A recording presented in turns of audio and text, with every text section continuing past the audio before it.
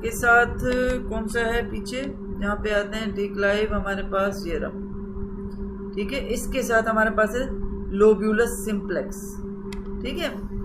तो ये, और अगर ये फोलियम देखा, ये फोलियम है तो इसके साथ कंटिन्यूस सुपीरियर सेमिल्यूनरिस लोब्यूल, ये है ट्यूबर, ट्यूबर के साथ है इंफीरियर सेमिल्यूनर लोब्यूल, और ये पायरामिड इसके साथ है बायवेंट्रल लोब्यूल। ये बहुत अहम है। यूविला, यूविला के साथ है tonsil, tonsil is not a part of the vermis, ठीक है। ये टॉन्सिलर पार्ट, जब हमारे पास एक डिजीज है आर्नोल्ड चेरी सिंड्रोम, उसमें ये जो tonsillar part of the cerebellum है, ये हर्निएट करता है, कहाँ से, फोरामेन मैग्नम से, ठीक है। उसको कहते हैं आर्नोल्ड चेरी सिंड्रोम। ये अब आते हैं फंक्शनल क्लासिफिकेशन पे। वो थी एनाटॉमिकल क्लासिफिकेशन, जिसमें हमने 2 फिशर्स पढ़े और 3 लोब्स पढ़े, ठीक है। अब हम आते हैं फंक्शनल क्लासिफिकेशन। तो फंक्शनल क्लासिफिकेशन में आप देखो कि हमारे पास है पेलियोसेरिबेलम, नियोसेरिबेलम एंड आर्चीसेरिबेलम, ठीक है। पहले तो नाम आने चाहिए, तो फिर इसका बहुत अहम है कि भाई आर्चीसेरिबेलम, आर्चीसेरिबेलम को मैंने अलग से आगे लिखा हुआ है। पहले आर्चीसेरिबेलम में इंक्लूड, सबसे पहला बीसीक्यू क्या है कि इसमें कौन से पार्ट्स इंक्लूडेड है। तो हम अगर आर्चीसेरिबेलम को देखें, ये लिंगुला, ये वाला, और ये जो ब्लू आर्ची मीन ज़माना कदीम जो सबसे पहले बना, this flocculonodular lobe and lingula are included in the archicerebellum, ठीक है। और ये कंट्रोल क्या करता है, जब हमने यहाँ डायग्राम बनाई थी तो यहाँ पे ट्रंक बनाया हुआ था ना, हेड नेक ट्रंक, तो यहाँ पे नीचे ट्रंक आया था। It controls the trunk muscle and maintain the equilibrium. Equilibrium क्यों, क्योंकि वेस्टिबुलर, ये जो फ्लोक्युलोनोड्यूलर लोब है, it is concern with the vestibular system, ठीक है। Also eye movement during the movement of head, जब हम सर को ऐसे घुमाते हैं तो हमारी आंख का भी उसी तरीके से मूवमेंट होती है, ठीक है। ये हो गया किसके बारे में, आर्चीसेरिबेलम के, इसके पार्ट्स कौन से हैं और इसका फंक्शन क्या है, किसको कंट्रोल करता है।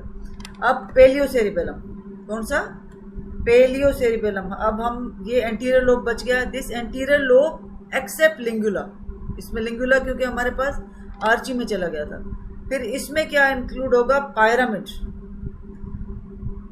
पेलियोसेरिबेलम consist of anterior lobe and the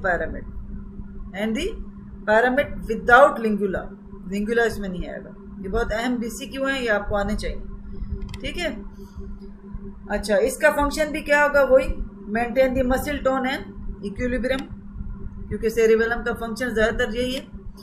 अब तीसरा फंक्शनल लोब कौन सा है, नियोसेरिबेलम, नियो। अब हमारे पास क्या रह गया, हमारे पास ये पोस्टीरियर लोब रह गया। पोस्टीरियर लोब से हमें क्या माइनस करना है, पायरामिड, क्योंकि पायरामिड इज इंक्लूडेड इन दी पेलियोसेरिबेलम, ठीक है।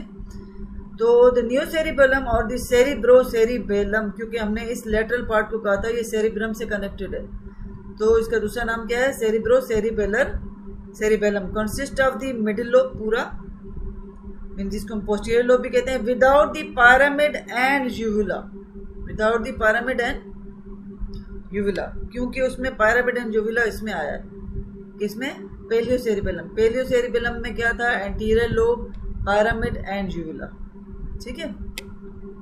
तो जब हम पोस्टीरियर लोब की बात करेंगे तो उसमें हमें पायरामिड एंड यूविला निकालना पड़ेगा, जैसे ऊपर हमने लिंगुला को एक्सेप्ट में इंक्लूड किया था, ठीक है। अब ये रिसीव करता है कोर्टिको पोंटोसेरिबेलर। अब देखो ये सेरिबेलम का कट सेक्शन है, ये उसका कॉर्टेक्स है जिसमें ग्रे मैटर नजर आ रहा है, ठीक है, और ये इसके वाइट मैटर है। अब ये सेरिब्रम है, यहाँ कॉर्टेक्स है इसका, ठीक है।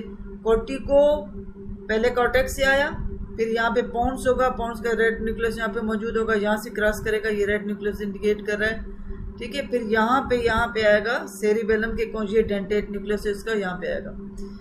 तो it receive the corticopontocerebellar fibres from the opposite cerebrum, और अगर ओलिवरी न्यूक्लियस ऑफ मेडुला से लिया तो उसका नाम होगा ओलिवोसेरिबेलर, और टेक्टम ऑफ मिड ब्रेन से आया तो टेक्टोसेरिबेलर फाइबर्स, ठीक है। तो ब्रेन स्टेम के ये पार्ट्स हैं जो कि इसके पार्ट्स आ रहे हैं किस पे, ये ट्रैक्ट आ रहे हैं सेरिबेलम में, the neo cerebellum project on the, ये सारा ये कौन सा न्यूक्लियस है, डेंटेट न्यूक्लियस। द इफरेंट जो इससे निकल रहे हैं fibres from this nucleus on the red nucleus, देखो ये इससे फाइबर्स ये इससे निकल के जा रहा है, ये तो ऊपर से ऐसे आ रहे थे, ठीक है, और ये जो है इससे साथ में निकलते हुए दिखाएं, ये है रेड न्यूक्लियस में जा रहे हैं, ठीक है, और रेड न्यूक्लियस से निकल के फिर ये थैलेमस में जाएंगे वेंट्रो एंटीरियर न्यूक्लियस में, ठीक है। अब आते हैं डीप सेरिबेलर न्यूक्लियाई, ये बहुत इंपॉर्टेंट क्वेश्चन है आपकी पॉइंट ऑफ व्यू से भी और बीसीक्यू के लिहाज से भी। बीसीक्यू में जिस तरह आपने पोंटो मेडुलरी जंक्शन में नर्व्स का पढ़ा था ना, मीडियल टू लेटरल या लेटरल टू मीडियल, इसी तरीके से इसमें एक बीसीक्यू आता है कि डीप सेरिबेलर न्यूक्लियाई में लेटरल टू मीडियल अरेंजमेंट क्या है।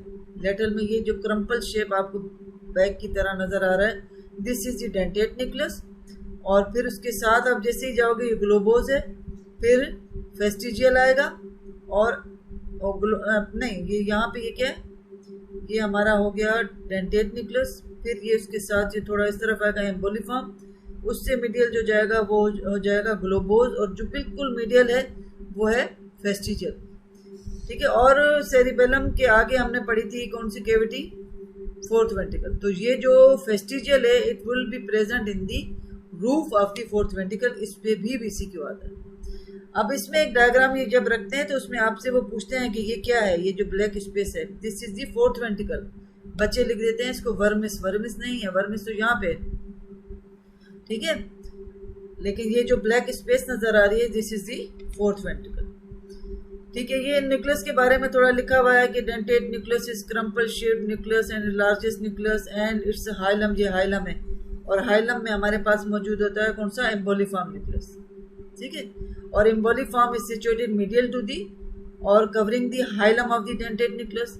ग्लोबोज न्यूक्लियस वो मोस्ट मीडियली है जो कि एम्बोलिफॉर्म के मीडियल मौजूद है, and the fastigial nucleus which is the most medially and is situated in the roof of the fourth ventricle, ठीक है। तो अगर लेटरल टू मीडियल पूछे तो ये आंसर है, और मीडियल टू लेटरल पूछे तो आप उसी के अपोजिट जाओगे, पहले बताओगे फेस्टिजियल, फिर बताओगे ग्लोबोज, फिर बताओगे एम्बोलिफॉर्म, फिर बोलोगे डेंटेट न्यूक्लियस, ठीक है। सेरिबेलम का जो व्हाइट मैटर है उसमें फंक्शन अगर हम देखें, the great majority of the parenchyma cell, histology जब आप पढ़ते हो तो उसमें सेरिबेलम की सेकंड लेयर में परकंजी सेल्स होते हैं, ठीक है। तो Purkinje cell axon pass to and synapse with the neuron of the cerebellar nuclear, ठीक है। जैसे हमने निकला कौन से पढ़े, fastigial, globose, emboliform and dentate.